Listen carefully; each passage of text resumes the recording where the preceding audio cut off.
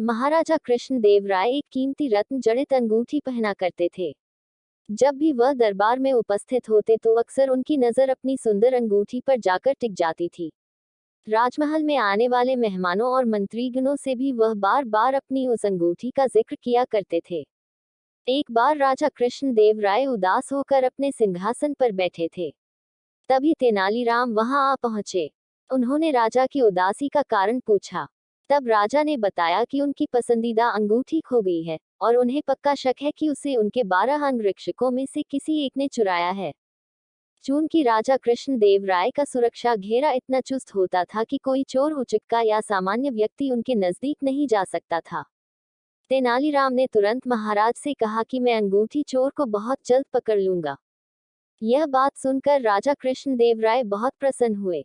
उन्होंने तुरंत अपने अंगरक्षकों को बुलवा लिया। तेनालीराम बोले, राजा की अंगूठी आप 12 अंगरक्षकों में से किसी एक ने की है, लेकिन मैं इसका पता बड़ी आसानी से लगा लूंगा।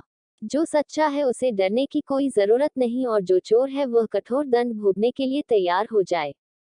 तेनालीराम ने बोलना जारी रखा, आप सब मेरे साथ आए, हम सबको काली माँ के मंदिर जाना है।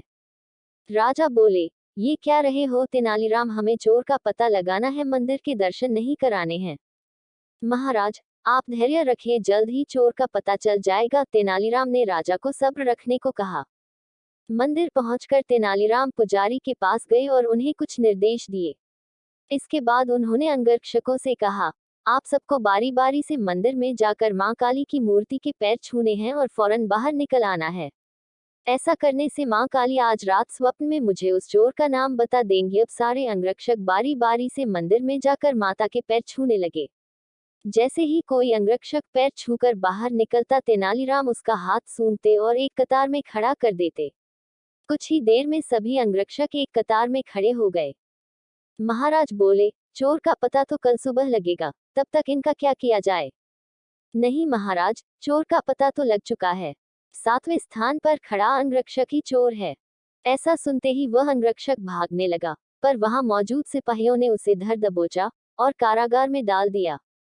राजा और बाकी सभी लोग आश्चर्यचकित थे कि तेनालीराम ने बिना स्वप्न देखे कैसे पता कर लिया कि चोर वही है। तेनालीराम सबकी जिज्ञासा शांत करते हुए बोले, मैंने पुजारी जी से कहकर काली मां के पैरों पर तेज सुगंधित इत्र छिड़कवा दिया था, जिस कारण जिसने भी मां के पैर छुए उसके हाथ में वही सुगंध आ गई।